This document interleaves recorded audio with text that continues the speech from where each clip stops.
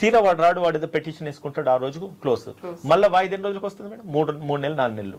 ఇట్లా చేయడం వల్ల ఎంత లైఫ్ ఎంత వేస్ట్ అవుతుంది, ఎంత జీవితం వాళ్ళది వేస్ట్ అవుతుంది. నెక్స్ట్ ఇంకోటి మేడం, ఇక్కడ డైవర్స్ అయిపోయింది అనుకోండి, మళ్ళీ అమ్మాయి 27, 28, 29 ఈ ఏజ్ లోనే ఉంటారు. నెక్స్ట్ వాళ్ళ లైఫ్ ఏంటి, ఇంకొక హస్బెండ్ మళ్ళీ పెళ్లి చేసుకోవాలి.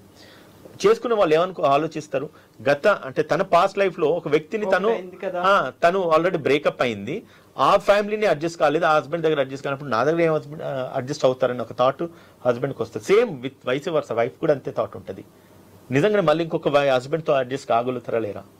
So what is happening here అంటే బికాస్ ఆఫ్ యువర్ మినిమం, అంటే కొంచెం జీవితంలో అడ్జస్ట్ కాని పరిస్థితులలో మ్యారేజ్ అనే ఒక రిలేషన్ మీరు బ్రేక్ చేసుకొని ఎండ్ రిజల్ట్ ఏం చూపిస్తున్నారంటే ఎవరికి నష్టం లేదు. అటు కోర్టు పని చేస్తుంది, అడ్వకేట్స్ మాకు ఫీజులు వస్తాయి, మేడం లాంటి వాళ్ళు ఒక సెషన్స్ కండక్ట్ చేస్తే వాళ్ళకి ఫీజులు వస్తాయి. అల్టిమేట్గా సఫర్ అయ్యేది ఎవరు?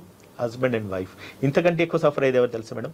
పొరపాటున వాళ్ళ దరిద్రానికి పిల్లలు పుడితే వాళ్ళ జీవితం అయిపోతుంది.